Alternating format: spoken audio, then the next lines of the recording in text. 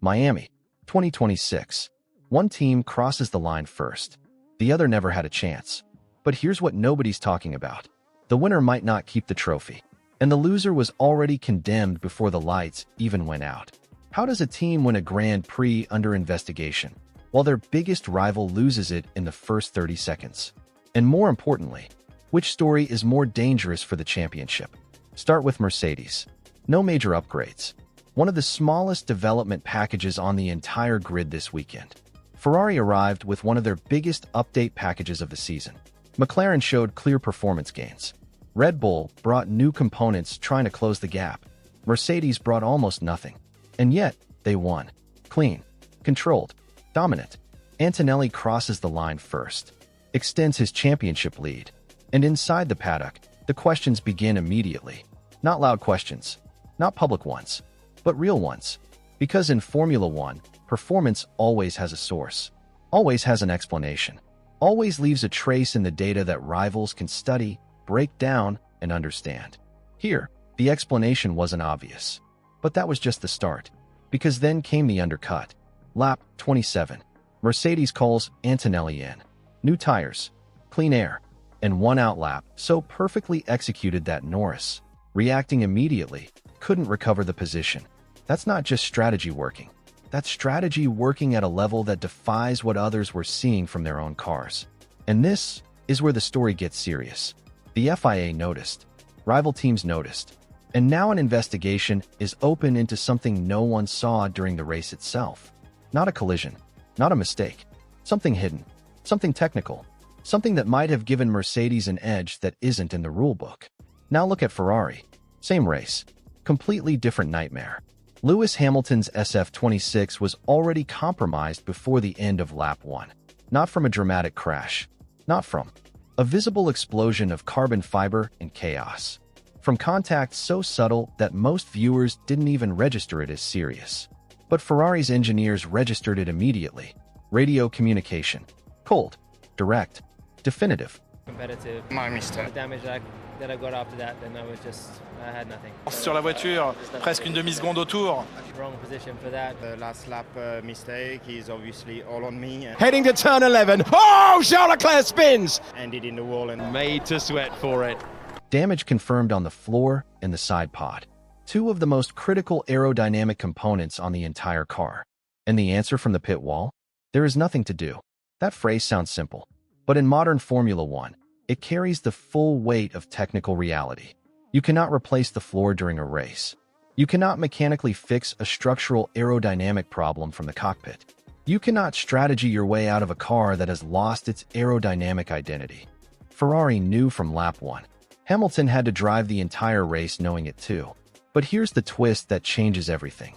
Both situations, Mercedes under investigation, Ferrari aerodynamically broken, point to the exact same truth about this sport in 2026.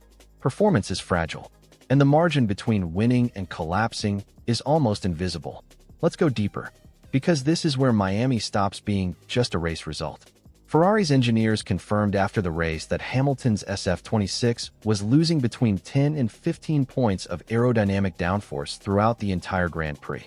Every lap, no recovery window, no favorable stint, no moment where the car behaved normally again. What that means technically is devastating. Under braking, instability. The front axle losing the load it needs to stay planted. Through medium and fast corners. The car unable to sustain design speeds. Hamilton forced to lift earlier than any simulation suggested. At corner exit, traction becoming unpredictable. The diffuser starved of the clean airflow it was engineered to receive. And the cruelest part? This created a vicious cycle with no exit. No downforce means no attack. No attack means tire temperatures drop. Temperatures drop means grip disappears. And when grip disappears, the entire car operates outside every parameter Ferrari spent months perfecting. The SF26 that Ferrari prepared for Miami ceased to exist on lap 1. Now connect that to Mercedes. A car delivering unexpected performance without visible upgrades. A car that performed perfectly even when Antonelli reported gearbox problems and throttle inconsistencies mid-race. Normally, when something goes wrong, performance drops. Here it didn't.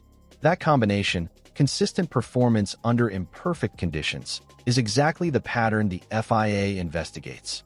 Not because they assume guilt, but because Formula One operates within boundaries so precise that even a system behaving slightly outside its intended parameters becomes a violation.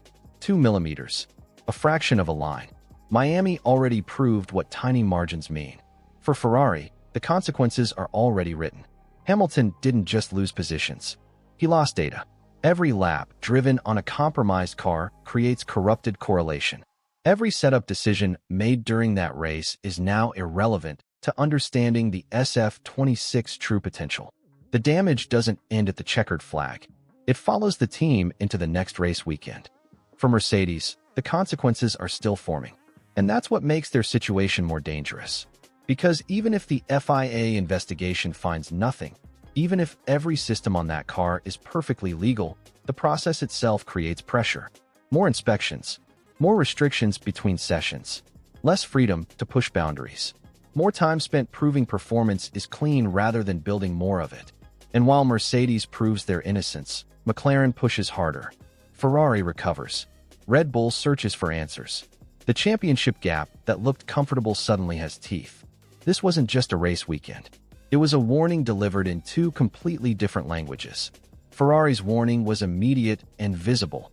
Fragility exposed in 30 seconds. Mercedes' warning is slower and quieter, scrutiny building beneath a dominant surface. Both are dangerous, in different ways, on different timelines. Scenario 1. The FIA finds nothing on Mercedes.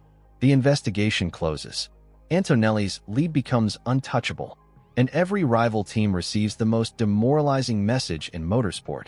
You're not just behind, you're outmatched. Scenario 2. The FIA finds something. Anything. Even a fraction outside the limits. The win disappears. The championship picture resets instantly.